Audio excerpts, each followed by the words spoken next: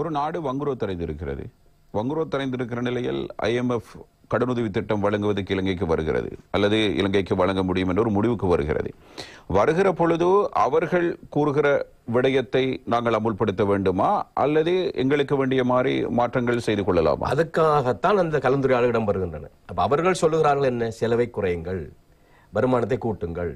அவர்கள் சொல்ல இயலாது இந்தந்த இடத்துல இப்படி வருமான இதத்தை. இப்ப உங்களுக்கு நான் எப்படி சொல்லுகிறேன், ஒரு வங்கியிலிருந்து கடன் பெற்றிருக்கிறார், உங்களோட முதல் இருந்த ஒரு சேர்மன் கடன் பெற்றிருக்கிறார்.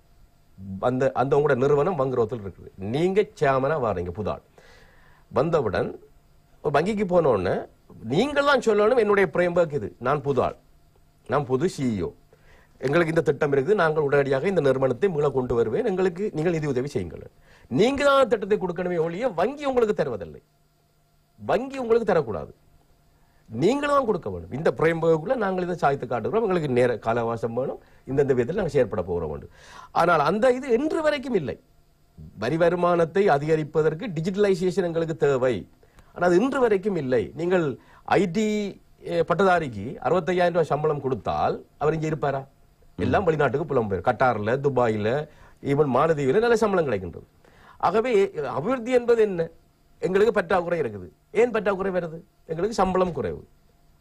அப்ப நிறைய பிரச்சனைகள் உருவாகிவிட்டன. எல்லாம் தாமதித்து நிறைய பிரச்சனை.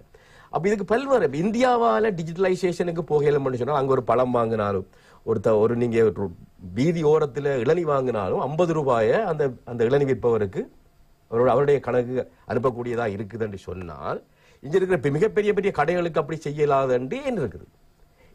இந்தியாவை விட இலங்கை சிறிய நாடு, கல்வி அறிவு கூடிய நாடு என்ற அப்படிதான் புள்ளிவரம் சொல்லுது.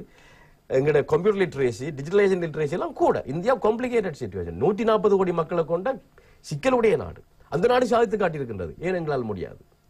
ஆகவே பல்வேறுபட்ட பிரச்சனைகள் இருக்கின்றது. இதை தாமதித்து இருந்தால் இந்த பிரச்சனை இன்றைக்கு மிக மோசமான நிலைமை இருக்கின்றது. ஆக IMFல இலங்கை ஒரு அங்கத்துவ நாடு. தன்னுடைய அங்கத்துவ நாட்டுக்கு அந்நிய செலாவணி நெருக்கடி வரும்போது அது உதவி செய்ய வேண்டியது IMF கடமை. ஆனா IMF சொல்லுவது எல்லாம் நாங்கள் அப்படியே கேட்டால் பிரச்சனை இன்று வரைக்கும் பிரச்சனை தீரவில்லை. இல்லை, நீங்கள் ஏற்கனவே குறிப்பிட்ட நேரத்தில் 2001ஆம் ஆண்டும் நாட்டில் ஒரு பொருளாதார பிரச்சனை இந்த அளவுக்கு இல்லாவிட்டாலும் ஒரு கடுமையான ஒரு பொருளாதார மறைபெருமானத்தில் சென்று கொண்டிருந்தது.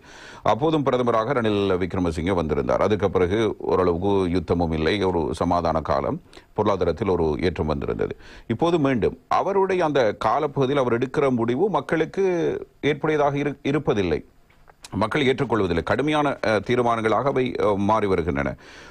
இதற்கு என்ன காரணம்? நீங்கள் அவர்கள் ஒரு தனிப்பட்ட ஒரு சாதனைக்காக அல்லது 2 ஆண்டுகளில் நாங்கள் உரிய இலக்கினை அடைந்தோம் என்பதை அவர் இலக்கு வைத்து போகிறாரா, அல்லது ஏற்கனவே மின்துறையாக இருக்கலாம், எரிபொருள் துறையாக இருக்கலாம், விமானத்துறையாக இருக்கலாம், சகல துறைகளிலுமே வீழ்ச்சி கண்ட நிலை, அதே நேரத்தில் அந்த இடங்களை முன்னேற்ற வேண்டிய ஒரு தேவை இருக்கிறது, அல்லது தனியார் மயப்படுத்த வேண்டிய தேவை, இவ்வாறு பல்வேறு சவால்களுக்கு மத்தியில் மின் கட்டணம் அதிகரிக்கப்படுது, நீர் கட்டணம் அதிகரிக்கப்படுகிறது. இவையெல்லாம் சேர்ந்து ஒரு கடுமையான பாதிப்பினை மக்கள் உணர்ந்தார்கள். ஏன் அவர் அப்படி செயற்பட்டார்? நீங்கள் எனக்கு உங்களுடைய அனுபவத்தின் அடிப்படையில் உண்மையை சொல்ல போனால் அவர் அந்த புள்ளி விவரங்கள்ல கூடுதலாக கவனம் செலுத்தினார். ஆனா மக்களுக்கு இதனால் ஏற்படுற பின்விளைவை யோசிக்கவில்லை. அவருக்கு சரியான ஆலோசனை இருந்தார்களா, அந்த ஆலோசனையை அவர் கேட்டாரா என்ற பிரச்சனை எல்லாம் இருக்கின்றது. உதாரணமா சொல்ல போனா, உதம ராஜபக்ச இருந்த போது 76% பணவீக்கம் போனது, மிக மோசமான நெருக்கடியை சந்திச்சது. இவர் வந்தோன்னா அதை குறைத்தார்கள். 1% கீழே குறைந்ததாக சொல்லப்பட்டது. அது எப்படி குறைக்கப்பட்டது? பணவீக்கத்தை உற்பத்தியை அதிகரித்து விலையை குறைக்கலாம். இங்கே என்ன நடந்ததுன்னு சொன்னால், வட்டி கட்டுமையாக அதிகரிக்கப்பட்டது. அப்ப மக்களுடைய கொள்வனவு சக்தி குறைந்தது, என்ற விலைகள் கூடின. இறக்குமதிகள் மீது கடுமையான வரிகள் விதிக்கப்பட்டன, விலை கூடியது. விலை கூடியவுடன் கொள்வனவு சக்தி குறைந்தது, கேள்வி குறைந்தது, விலை குறைந்தது. ஆகவே நீங்கள் பணவீக்கத்தை எப்படி குறைத்திருக்கிறீர்கள்?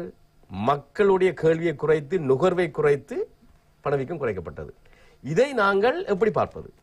பணவீக்கம் குறைந்தது நல்ல விஷயம், ஆனால் அது நிரம்பல் அதிகரித்து குறைத்திருந்தா தான் அது பொருளாதார செழிப்பை காட்டுது.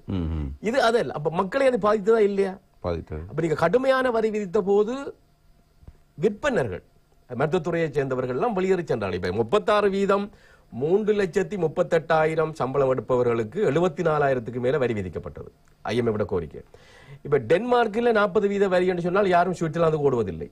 கனடாவில் 42% யாரும் அமெரிக்கா ஓடுவதில்லை. ஆனா இலங்கையிலிருந்து போவார்கள். அப்ப நீங்க அப்படி பாருங்க, அந்த வைத்தியர்கள், பொறியியலாளர்கள், பல்கலைக்கழக விரிவுரையாளர்கள் எல்லாம் கடன்பட்டிருக்கிறார்கள் நிலை. ஏன்னா இங்கே வாகனம் எல்லாம் வாங்க இயலாது. அந்த நேரத்தில் அவர்களுக்கு நீங்கள் இவ்வளவு வரி விதித்தால் வேறு வழி இல்லாமல் புலம்பெயர்வாளர். இது IMF இருந்து வந்தவர்கள் நாட்டில் இது இல்லை. ஏன்னா அங்கே யாரும் ஓடுவதில்லை. இங்கே அப்படி இருக்கும்.